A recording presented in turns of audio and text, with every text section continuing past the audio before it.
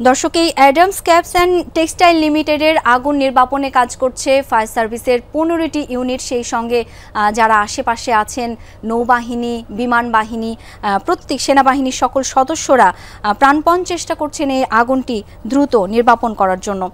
দর্শক, আমাদের সহকর্মী যেমনটি জানাচ্ছিলেন যে যেহেতু এটি কাচের দেয়াল বেষ্টিত একটি ভবন, কাচের দেয়ালগুলো আগুনের তাপে ভেঙে ভেঙে পড়ছে।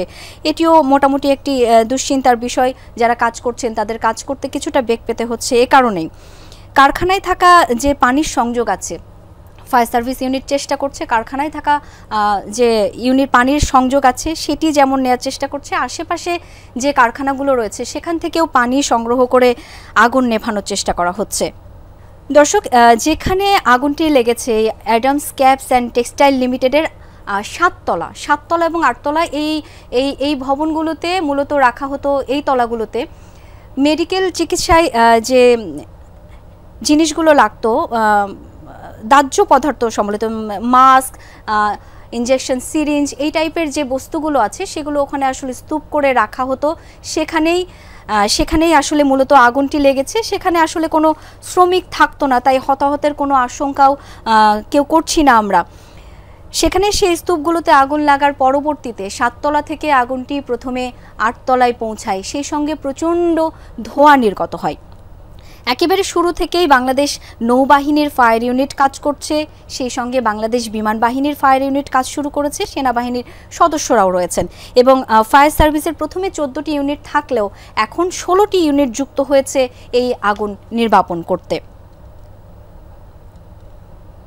দর্শক, লিফটের মাধ্যমে পানির পাইপলাইন উপরের দিকে নিয়ে গিয়ে 7তলা 8তলায় পানি ছিটিয়ে আগুন নির্বাপনের চেষ্টা করা হচ্ছে এবং আমরা যেমনটি জেনেছি যে কারখানার ভেতরে থাকা যে পানির সংযোগ সেটি নিয়ে ভবনের সিঁড়ি বেয়ে আগুনের স্থলে যাওয়ার চেষ্টা করছে ফায়ার সার্ভিসের লোকজন এবং আশেপাশে থাকা যে অন্য কারখানাগুলো সেখান থেকেও পানির সংযোগ নেওয়া হচ্ছে।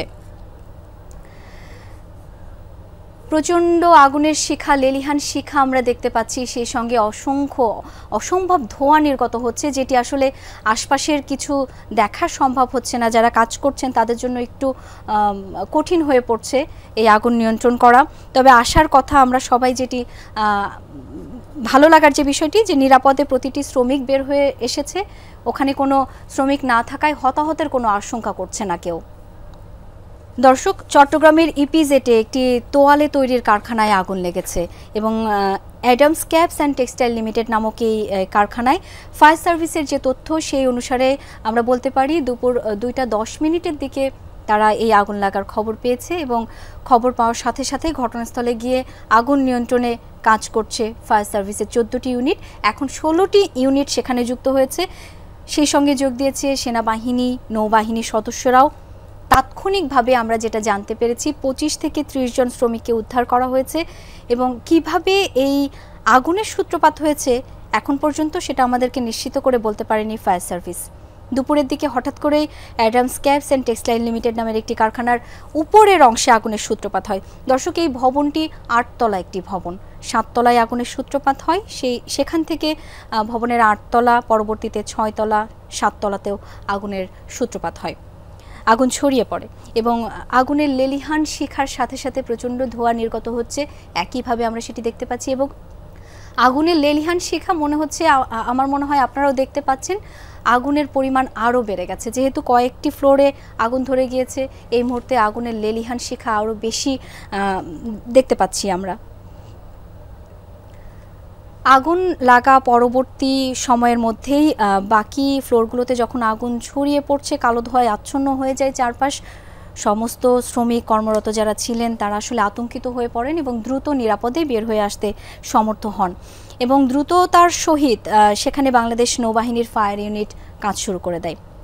শুরুতে ফায়ার সার্ভিসের 14টি ইউনিট কাজ শুরু করলেও এখন সেখানে 16টি ইউনিট কাজ করছে, সমানভাবে কাজ করে যাচ্ছে 16টি ইউনিট। সেই সঙ্গে নৌবাহিনীর ফায়ার ইউনিট কাজ করছে, বাংলাদেশ বিমান বাহিনীর ফায়ার ইউনিটও কাজ করছে, সেনাবাহিনীর সদস্যরাও রয়েছেন।